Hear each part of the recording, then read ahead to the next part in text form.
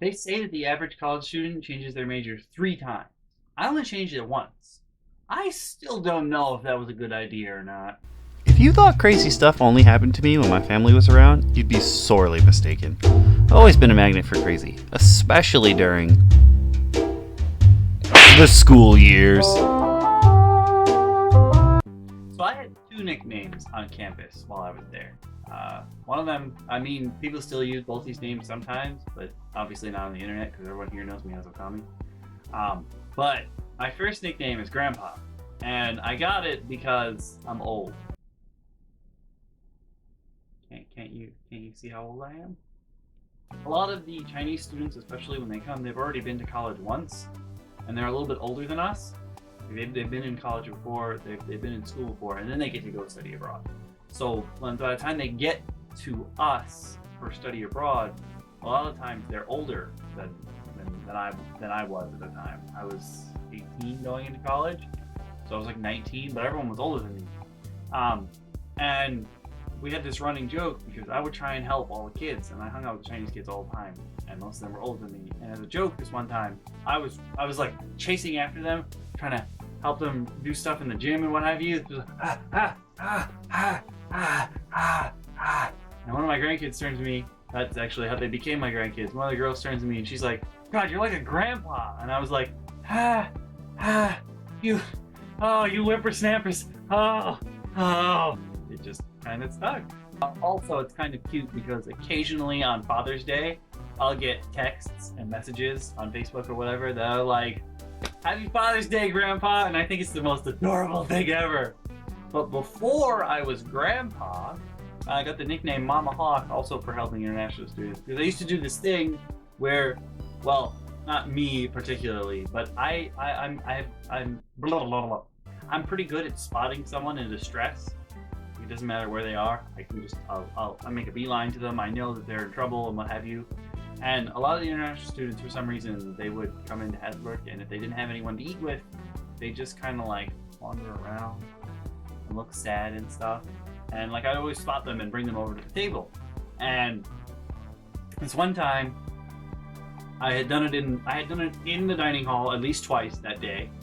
And then I went outside, and one of the international students was lost on campus. Like they were just wandering around, and they weren't like they were in my line of sight, obviously, but they were far, far away. And I went over to go help them. One of my friends that I was with, she was like, "God, you could spot an Asian in distress a mile away. Got eyes like a hawk. You're like a mama hawk." So I mean, that's my other nickname, and now you know why people call me those. Remember when I said, you know I changed my major during college. That's something I've mentioned previously. I went in with computer science. The computer science curriculum hadn't been changed in like 30 years. And there was no fucking way I was making it through Calc 3 that I needed to complete the course. And I was like, no. And my minor had been Asian Studies, so I decided to change my minor to my major. So Asian Studies became my new major. And I picked up linguistics as a minor. But when I moved over, I actually have a picture of it. I'm gonna be like, bam! Wait, no, my hands are wrong. I'm gonna show you guys. Bam! There's actually a picture on Facebook that my friend took. The same one who came up with the Mama Hawk nickname. She was walking with me as I went in to turn in the permission slip, as she called it. My permission slip to play with an abundance of Asians. That's what we called my major change form. A permission slip to play with an abundance of Asians. And there's actually a picture. It was a very momentous occasion. It was a very momentous occasion. But yeah, that's kind of how we saw it. It was just my permission slip to play with an abundance of Asians. I know a lot of people choose their major because they think that that's what's going to help them succeed in a career. But there are still some people who pick a major just based on what they want to learn. And that's what I did. I will say I enjoyed college very much because of it. I enjoyed college way more after I signed my permission slip to play with an abundance of Asians than I did when I was in computer science, and I couldn't do fucking anything right. Which is weird because I'm on a computer all the time. Just, Java. I was actually having a conversation with a friend of mine a while ago, and we were talking about relationships in general, and she was saying that one thing that girls really like in a guy is someone who's inclusive, someone who can include them in everything. And she was like, you are perfect at that. You can include anyone in anything. And I'm like, yeah, that's right. One way I really got like the international students to open up and, you know, be happy, and because a lot of international students come for the first week, they don't talk to anyone, they're too afraid to speak English, and they just sit in their rooms and cry. And I hate hearing that story. That's a story you hear every semester. Every semester. I was in my room for the first 2 weeks just crying because I couldn't make friends and I was afraid to talk to my roommate and what have you. I'm just like, I hate that. I hate that fucking story. Everyone has that story and I hate it.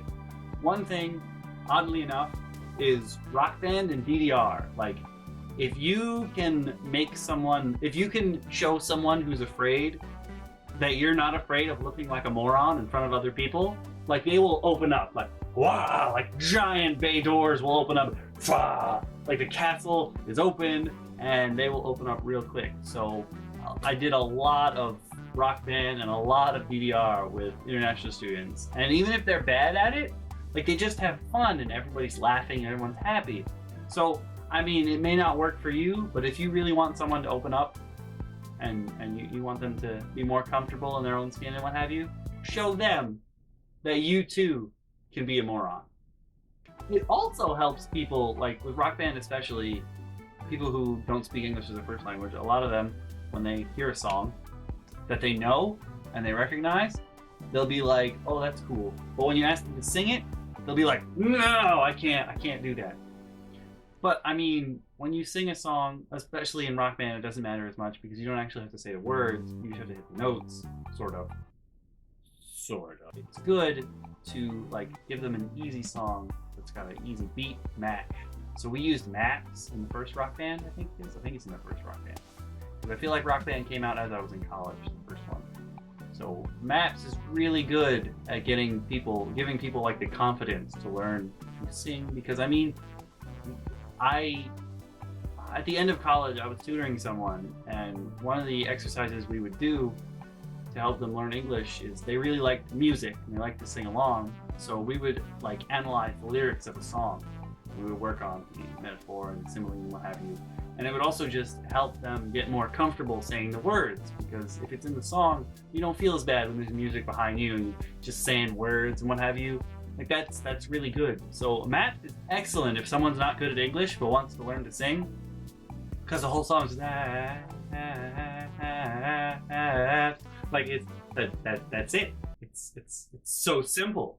Now, one weird thing that this gave me after I signed my permission slip to play with an abundance of Asians was that pretty much everyone that didn't know me well thought I was gay on campus, because I was always surrounded by, there's a lot more female international students than male, especially from Asia, which is a little weird, but it kind of makes sense. Like in Japan especially, I've had it explained to me that the women, if they want to be desirable to men, or at least they think that this is a thing, but it's a pretty common perception in the culture that they want to be desirable in either the workforce or to men, they have to be worldly. So a lot of them are pretty much forced to study abroad, or they won't, they're not viewed as desirable. And I don't know if that's true for China as well, but it is true culturally, perception-wise, for Japan. So there's a lot of girls, and I was always with the girls because there's just a lot of them. And like I go to Hasbrook, and one of the guys, the other D, the D that should have been Big D, because he's actually the biggest D in there. Oh, that sounds bad. His name started with B, and he was the biggest one in Hasbrook. He'd always be like, "Hey, you wanna set me up with some of your girls?" You're like, I'm not him. Like, it's not my job. You want to get with them, talk to him. Just talk to him. There weren't that many evil children there. There'll always be children. I'm in grandpa mode now, so grandkids, children. Sorry, I mean students. Not many of them were evil. I mean, it's pretty evil, but besides her, not really that many of them that were evil. And actually, Kenbei keeps making jokes about it now. He's like, "Share! You got all these bitches! Why you no share?"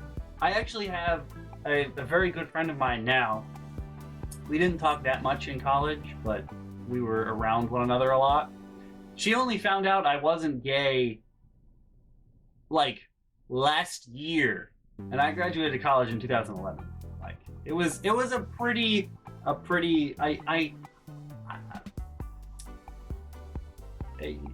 lot of people on campus thought it just because. But I mean, it's so weird that you would assume because I don't want to stick my dick in everything that I'm around. Like it's weird because they call me grandpa. Like I don't want to be on top of someone and be like, yeah, call me grandpa. Like no, that's fucking weird. You don't you don't bang your family. Ugh. I mean, in the South maybe, but here not so much. Hey there, guys and gals. I hope you're enjoying Season 2 of On Fairy Tales, The School Years. As always, you can click the link on the left to see the previous episode, or you can click the link on the right to see the playlist, where you can see all the episodes so far.